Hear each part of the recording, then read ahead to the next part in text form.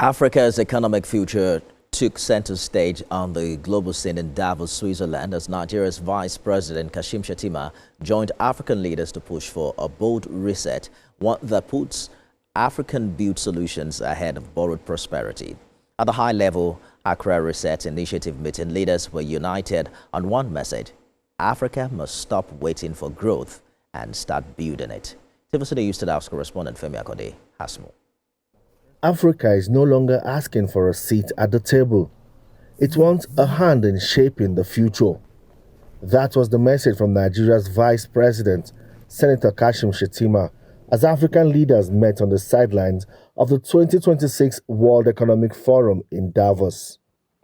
Speaking at the high-level Accra Reset Initiative, Shettima made a strong case for homegrown solutions, insisting that prosperity cannot be imported. It must be built. For decades, the narrative of African youth was one of risk. The youth won't even manage. Today, I present it as our greatest strategic reserve. With a median age of 18, Nigeria is not just a nation.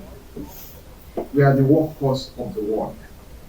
The Vice President said Africa's greatest strength lies in building domestic productive capacity, turning population skills and natural resources into real, resilient wealth. I call on you to form a joint architecture, join our NATEP Corporate Council, partner with us to define the curriculum, tell us exactly what skills you need, cybersecurity, AI ethics, development operations, and we'll build a training pipeline to match your specification. Ghana's President John Mahama criticized the continent's relationship with the global north, saying Africa remains trapped in transactional partnership that deliver little real transformation. We supply the world's critical minerals but capture almost none of its value. This isn't sovereignty, it's a trap. And it's getting worse. In my quiet moments, as I try to find solutions, here's what I've learned. Crisis creates clarity.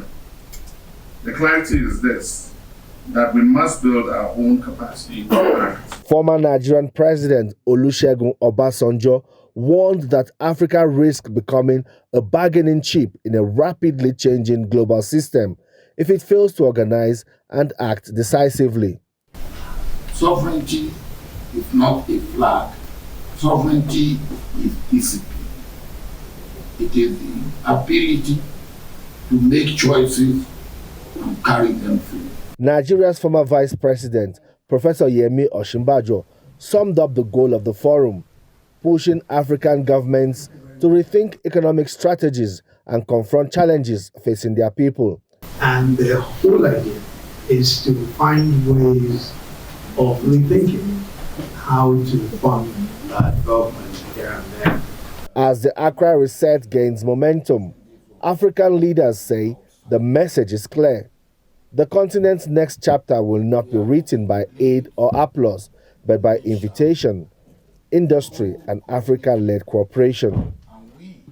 Femi Akode, TVC News, Davos, Switzerland.